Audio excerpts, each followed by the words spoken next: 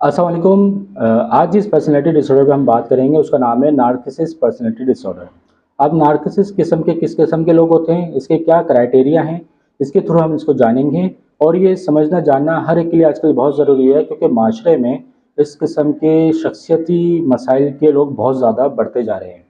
कुछ हमारे इन्वायरमेंट से, कुछ हमारे पेरेंटिंग, कुछ जेनेटिकली, और कुछ आजकल की जिस तरह का माहौल आर्टिफिशियल बनता जा रहा है उसमें इस तरह के खदोखाल लोगों की शख्सियत में बिल्कुल तब्दील होते जा रहे हैं।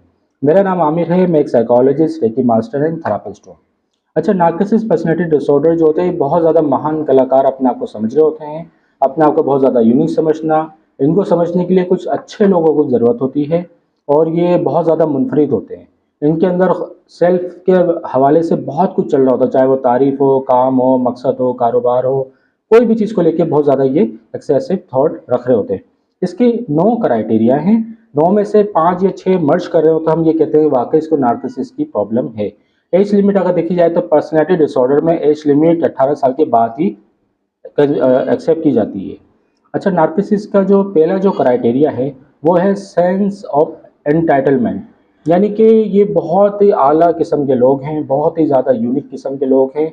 ठीक है, और इसके साथ साथ इनके नाम के साथ साथ कोई ना कोई टाइटल लगा हुआ होता है जिसकी वजह से ये अपने आप को अलग तरीके से दिखा रहे होते हैं, और इनके सराउंडिंग के लोग भी इनको वो उसी नाम से थोड़ा सा अलग किस्म से पहचान रहे होते हैं। वाकई इसका नाम ज़रा मुनफलिद ही है, जिसमें प्रिंसेस लिखवाना, सुपर लिखवाना, ठीक है, और अक्सर जो होता है वो अब लॉर्डेड भी लिखवा रहे होते हैं, कुछ जो है क्राउन्स लिखवा रहे होते हैं, कुछ शहनशाह लिखवा रहे होते हैं। इस तरह के नामों से अपने आप को ये ज़्यादा शो ऑफ कर रहे हो। इसका सेकंड पॉइंट है नीड ऑफ एडमायरेशंस, यानी कि तारीफ के बहुत ज़्यादा भूखे होते हैं। सिर्फ अपनी ही तारीफ करना, दूसरे से इनको कुछ लेना देना नहीं होता। जहाँ इनकी तारीफ ना हो, इनकी बड़ाई बातें ना हो, इनकी शख्सी मिसालों की तारीफें ना दी जा रही हों, ये उस महफिल को अच्छा नहीं समझते और वहाँ से चले जाते हैं। तीसरा पॉइंट आता है, वो आता है लेक ऑफ एम्पैथी। मिसाल के तौर पर इनको किसी से कुछ लेना देना नहीं होता, ये सिर्फ अपने ऊपर फोकस करते हैं।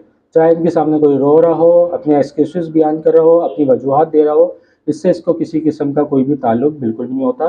सिर्फ ये अपने आप को ही देख रहे होते हैं और सारा फोकस इनका अपने आप पे ही होता है। अक्सर बेशतर आपने देखा होगा कुछ रिश्तों में, रिलेशनशिप में, कुछ हस्बैंड वाइफ में भी, दोनों में से एक के अंदर इस तरह की चेंजेस ज़रूर होती हैं। सिर्फ सारा फोकस उनका अपनी ही तरफ होता है, अपने पार्टनर के साथ ना तवज्जो के लिहाज से, ना सोच के लिहाज से, ना अखलाक के लिहाज से, ना कोई रिस्पेक्ट के लिहाज से भी ज़रा भी उनको स्पेस नहीं दे रहे होते। सिर्फ ये अपने तरफ लेना जानते हैं, चाहे वो किसी भी किस्म की अहमियत हो। इसका जो चौथा पॉइंट है वो है एनवे ऑफ अदर बिलीव्स, यानी कि दूसरों से ये जल, यानी कि इनको महसूस होता रहता है कि दूसरे मुझसे बहुत ज़्यादा जलते हैं और मैं बहुत ज़्यादा काबिल कदर हूँ, यूनिक हूँ, और हर चीज़ मेरे पास यूनिक है, चाहे वो तालीम के लिहाज से, कपड़े के लिहाज से, शख्सियत के लिहाज से, शक्ल के लिहाज से। मेरी पर्सनैलिटी ऐसी है कि सारे मुझसे अक्सर बेशतर जलते ही रहते हैं। इसके जो पाँचों पॉइंट है वो डेमोस्ट्रेट एरोगेंट हंटिंग बिहेवियर और एटीट्यूड, यानी कि अपना रवैया और अपनी आदत ऐसी रखते हैं सीधे मुंह तरीके से बात नहीं करना, जिसमें अजीब से स्लैंग लफ्ज़ इस्तेमाल करना और नाम नाम मुकारना और मुख्तलिफ तरह की खदोखाल शामिल हैं, जिसमें ये अपने आप को बहुत ज़्यादा महान समझ रहे होते हैं और सीधे मुंह बात नहीं करना, यानी कि तुम्हें ज़रूरत है, मैं तुमसे बात कर रहा हूँ, तुम्हें खुश होना चाहिए कि मैं तुम्हें अहमियत दे रहा हूँ भाई, तो क्योंकि ये तो है ही महान।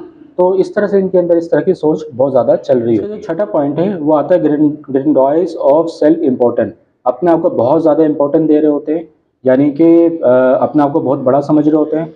चाहे वो महफिल हो, कोई भी तकरीब हो, कोई भी यानी कि सोशल एरिया में जाते हैं तो ये समझ लें कि इनके अंदर इस तरह की कैफियत पैदा हो रही होती है कि सर मुझे ही देखो, मैं ही सबसे बड़ा अफजल हूँ, मैं ही बहुत ज़्यादा टाइकून हूँ, मैं ही बहुत ज़्यादा खूबसूरत हूँ और मुझसे अच्छा यहाँ पे माहौल में कोई भी नहीं है। इसके जो सातवां पॉइंट है preoccupied of fantasies of unlimited success, मिसाल के तौर पर ये समझ रहे होते हैं कि कर अब तक कुछ नहीं होता, लेकिन इनके अंदर ये ख्वाहिश और ख़्याल आता है कि मैं बहुत ज़्यादा कामयाब हूँ और जिस काम कारोबार में मैं हाथ डालूंगा वो तो सोना ही बन जाएगा।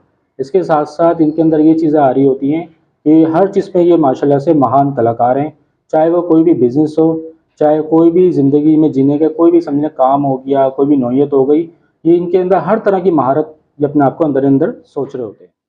इसका जो आठवां पॉइंट है वो है बिलीव स्पेशल पीपल, मिसाल के तौर पर ये इनको समझने के लिए भी बहुत ज़्यादा स्पेशल लोग चाहिए, और क्योंकि आम बंदे की तो बात ही नहीं है, क्योंकि ये बहुत ज़्यादा यूनिक है। और कुछ स्पेशल लोग ऐसे हों कि वो हमेशा इनकी तारीफ़ ही करते हैं और इनको बहुत अच्छा समझते रहें, इनकी हर वक्त यानी कि खुशामद चलती रहे, और ये अपनी इम्पोर्टेंस की इतनी ज़्यादा करवा रहे होते हैं जिसकी वजह से सामने वाला शख्स भी ना बहुत ज़्यादा डिस्टर्ब हो जाता है। इवेंचुअली अगर देखा जाए तो रिलेशनशिप में इस तरह की केसेस आते हैं, फैमिलीज़ में आते हैं, और ये कुछ कम्युनिटी में भी ऐसे प्रॉब्लम्स होती हैं जिसकी वजह से लोग बहुत ज़्यादा डिस्टर्ब का शिकार होते हैं कि बस बिला वजह इनको आपने अहमियत दे दी है, हालांकि इनसे रिटर्न कुछ भी नहीं होता। ठीक है। इसका नंबर पॉइंट है इंटरपर्सनल एक्सप्लॉयटेड बिहेवियर। इनको दूसरों से कोई मतलब नहीं होता, सिर्फ अपना मतलब पूरा करना जानते होते हैं। मिसाल के तौर पर इनको कहीं जाना है तो किसी को बुलाएंगे या गाड़ी चाहिए, गाड़ी लेके इस्तेमाल करके उसको रिटर्न कभी नहीं सोचेंगे, वो उसको खुद याद करना पड़ेगा क्योंकि ये तो बहुत ज़्यादा यूनिक है। उसको खुद आना पड़ेगा अपनी गाड़ी लेने और लेके जाने के लिए, चाहे वो कोई भी लैपटॉप हो गया, पर्सनल इस्तेमाल की चीज़ें हो गई, या किसी का एटीएम हो गया, तो ये ले लेते हैं। उसको रिटर्न करने के लिए भी इनको कॉल करना पड़ता है, वरना इनके अंदर खुद ये कैफियत नहीं आती मुझे रिटर्न इनको करना चाहिए। ये जो मैंने 9 क्राइटेरिया आपसे बयान करे हैं इसको ज़रा समझिएगा और आपस में शेयर लाजमी कीजिएगा, क्योंकि ये आजकल के माहौल में बहुत ज़्यादा कॉमनली तौर पर ये प्रॉब्लम बढ़ती जा रही है, चाहे वो रिलेशनशिप हो, फैमिलीज़ हों, कोई भी कम्युनिटी हो, या कोई भी ऐसे सराउंडिंग में आपके एरियाज़ हों। इसके साथ इसके कॉजेज़ को अगर देख लें तो देखें, कुछ नामुनासिब पेरेंटिंग स्टाइल बचपन में होता है जिसकी वजह से बच्चों में या बचपन से इसी तरह की चीज़ें लोगों में खुद से शामिल हो जाती हैं, वो अपने आप को बहुत कुछ आला समझने लगते हैं।